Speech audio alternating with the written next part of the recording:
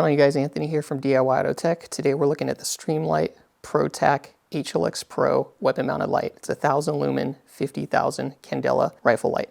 We're going to be comparing the beam shots of this in CQB scenarios and home defense scenarios in the dark to show you the beam profile as it compares to the Streamlight Stinger DS high lumen, the Streamlight TLR1 high lumen, and the Streamlight TLR6. So we're going to compare the beam profile of this new rifle light to some of the other Streamlight iterations and other lights in this weight class. And I'm going to show you some things that are concerning to me on this Streamlight and ultimately why I would not recommend it for your next rifle build. So let's take a look. Streamlight ProTac HLX Pro weapon mounted light. You can see that super tight hotspot with 50,000 candela and 1000 lumens. But what I want you to also notice is the rings that are forming on the outside up here. So there's a lot of rings that actually form in this light that you're not going to see as much on other lights. At all the rings in that beam, I can count like 3 or 4 of them on that inner beam. When we go inside, I'm going to show you how this sort of messes you up if you're in a place where you're clearing rooms or checking areas in your house for intruders. All these rings and profiles are going to start messing with your line of sight a little bit and throw you off. And for other reasons, it's another reason why I'm not going to recommend this light. I'll show you in a second. Okay, this is the Streamlight Stinger high lumen dual switch. It's the brand new light from them as well. So this is about 800 plus lumens, and candela is somewhere in the mid 20,000s. But what you'll notice is there's no rings on this light. So there's no weird rings on the inside. This is the Streamlight TLR1 high lumen weapon mounted light. That's 1000 lumens. You can see that there. This is the TLR6 weapon mounted light. So you can see this is much less lumens. I think it's somewhere around 200 or less. Phoenix TK20R version 2.0. It's a 3000 lumen flashlight. It is a very floody light as well. No discernible rings on this at all. A hard end on the flooding. Very nice light. Okay, again, no discernible rings in this light. Phoenix PD35 version 3. So you can see this is 1700 lumen, but again, no rings in the beam profile. So I can see everything I need to see without any rings in the beam profile. Why am I showing you all these? To show you that most of these other high-end lights don't have beams, or don't have rings in the beam. Phoenix PD35 version 1 or 2, I can't remember. This is like a 950 lumen flashlight. No rings in the visual field of the light. So again, when you're doing close quarter battle stuff and you're going through rooms, you're not going to get those rings echoing off the walls, triggering your eyes or anything like that. So another reason I can't recommend this light is because if I pull the jack out of the way here and I show you the switch on the back, which turns the light on. It's not a bad switch, okay? But it plugs into the back of the light with this jack that is super loose. If this is up against your vest or up against anything really, this jack pops out so easy. There's like absolutely no retention here. It's got like one small click. So you can see here, it's not even clicked in yet. Just that small little click, but it comes out so easily. I would say that this is as light as plugging in like a pair of headphones into a phone. Okay, like the old school jack headphone into the phone. That's basically how light this is. Problem with that is, if this is bumping around and on your kit, it's easy to just do that, and then the tail switch or tape switch is inoperable. Also, this cover just now dangles and has nowhere to be stowed. So now this thing is just flopping around when you're running and gunning, which sort of sucks.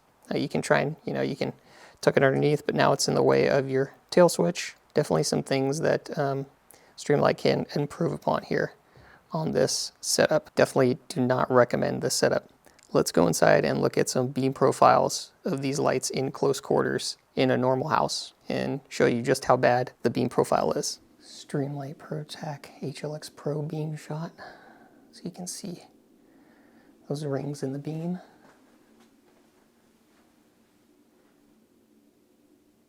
As you're looking around, you see all the rings on the right side of the bathroom door. I can count 3 or 4 of them.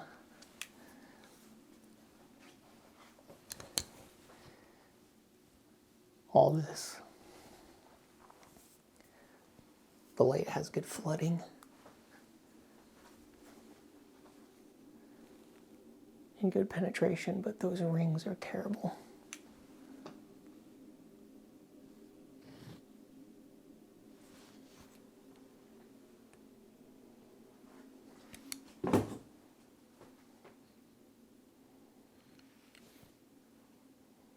Streamlight Stinger DSHL. So it's 800 lumens. You can see it's got good punch into the bathroom here without any gnarly discernible rings in the beam. So it's not screwing you up. It's not giving you any blue hues. Streamlight TLR1 high lumen, 1000 lumens. You can see no beams in this light either. Punches into that bathroom nice.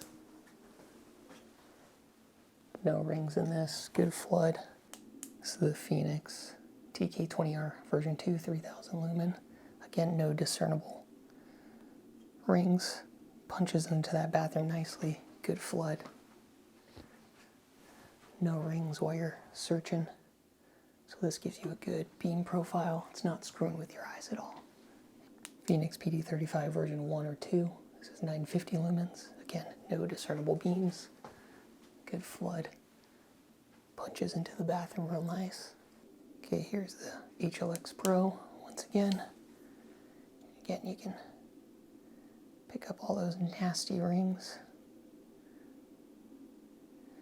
If you look on the right side of the bathroom door, I'll bring them into Q slowly. You can see like 3 of them, 4 of them, and then those outside rings on this back door here.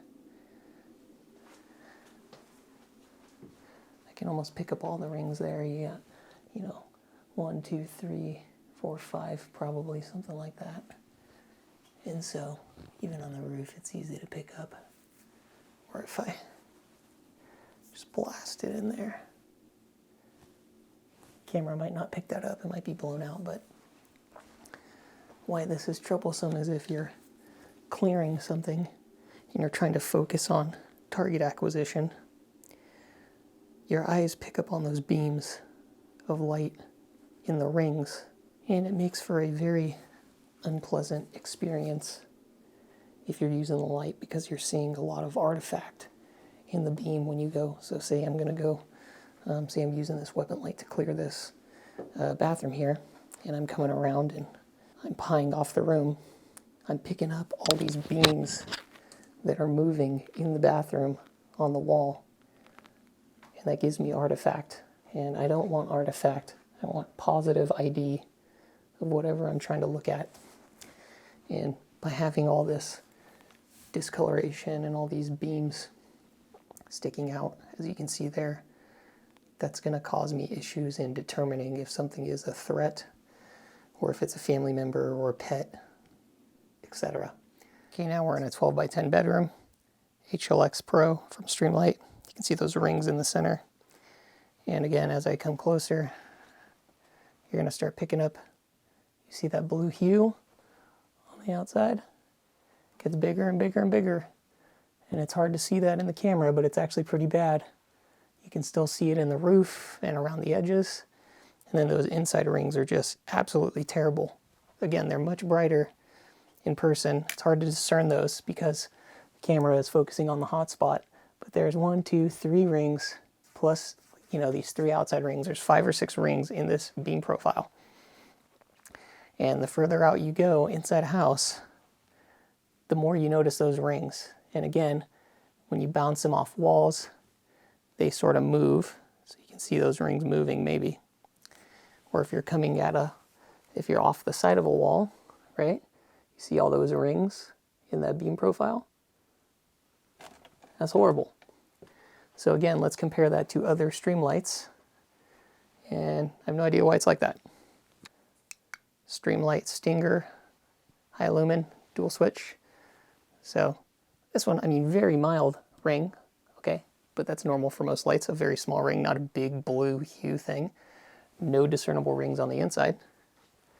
And then when you have the light basically straight on, you don't even notice those. Okay, nothing really bouncing off the walls. But very nice beam profile on this, nice and tight. Streamlight TLR1 high lumen, same thing. Now this light has had probably 3,000 to 5,000 rounds blasted off it, so the cone on the end gets quite dirty. But again, you can see no real crazy rings on the end, maybe one. But again, it's the same color as the light, so no big deal. Okay, nothing's bouncing off walls. There's no rings bouncing everywhere. This light actually looks pretty nice. There is an outer ring, I guess you can see in the camera there in the middle of the screen. But again, same color as the light itself, and that is more probably attributed to a dirty lens on the light because this thing's been shot thousands of times. Okay, Phoenix TK20R version 2. Absolutely no rings in the light. These things make a fine emitter here. These Phoenix lights. They might not be USA made, but I love them for EDC. So you can see no rings in that light. Beautiful beam profile. Phoenix PD35, 1700 lumen. No real crazy beams in that profile. Okay, maybe a small hue on the outside on this one, okay, because it's got a real small head on it. But you can't even really see it at all because it fades away immediately. I'm like 2 feet from the wall and it's already gone. That beam is gone.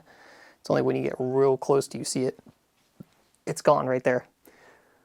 So I never noticed that beam at all. I'm trying to even get it on camera. I don't even see it. That little purple hue. I can't pick that up. I'm going to see if I can pick it up on the other one now. So the TK20 doesn't have it. Okay. Streamlight ProTac HLX Pro. Bring it in. You can see the rings of death here. 1, 2, 3, 4, 5, 6 rings. Basically, it's basically 5 rings, really. The closer you get, the worse it is. So you can see right there, it looks like Saturn or something, the planet with all of its moons around it. And then as you go further away, those rings get bigger and bigger, especially those center rings. You can see that ring is terrible right there. That one never goes away. I'm like 8 feet from the wall, 10 feet from the wall. Look at that ring. Never goes away. Okay, I'm about, 12 feet from the wall now. And the rings actually get worse and worse. So that's just terrible. I don't know if the camera picks it up. And I can also still notice off the wall, I don't know if you can see that in the middle of the screen, but I can still see the blue hue ring off the end of the wall. You see that blue hue still? Even when I'm nowhere near the wall. So this is a very challenging light to love because of all the rings in the beam. It's really, really terrible. This could be such an amazing flashlight if they fixed the beam pattern without all the rings and made the tail switch click in with a bit more authority. All right, guys, so it's been my quick video review of the Streamlight HLX Pro weapon mounted light, the ProTac version, and all the other lights that I have here, and why I would not honestly recommend this light. Again, you saw the beam profile on this multiple times in multiple scenarios on this upper receiver, which is not a weapon. And you saw all the other Streamlights that I own along with some other high-end lights like shown here. And I wanted to show you some of that CQB stuff and some of that indoor stuff because I couldn't find anything online with beam profiles. And everyone's touting this light up to the moon, but they haven't talked about the downfalls. And so I think a lot of those reviews are probably bought, or people just haven't really tested the gear yet, because it is a nice flashlight. It is a quality flashlight, and I do trust my life to Streamlight on my concealed carry weapons with the TLR1HL, the TLR6, and with the Stinger DS HL. But this light just does not hold up to what I think a rifle light should do. And that needs to be that it has a clean beam profile with high lumens and with high candela, and it needs to be bulletproof in the terms of reliability with use. So this being so easily disconnected up on, say, a chest rig or on your sling is absolutely non-negotiable. That cannot happen. So this needs to be adjusted because at this point, this is really like hobbyist weapon mounted light. And I understand that it's on the lower price point of things at around, $150 for the whole setup.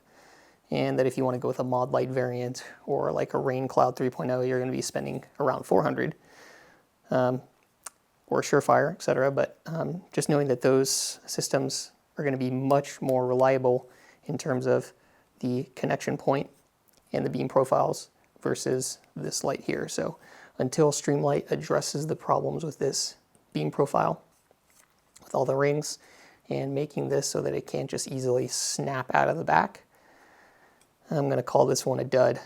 So if you're looking at the Streamlight, I would honestly go with the HLX variant, which is not the Pro, because the tail cap is a screw-on piece, so you don't have that click-in feature, unfortunately.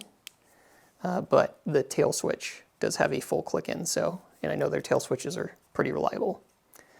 So that's going to be my video for today. Hope you guys enjoyed it. Like, share, and subscribe.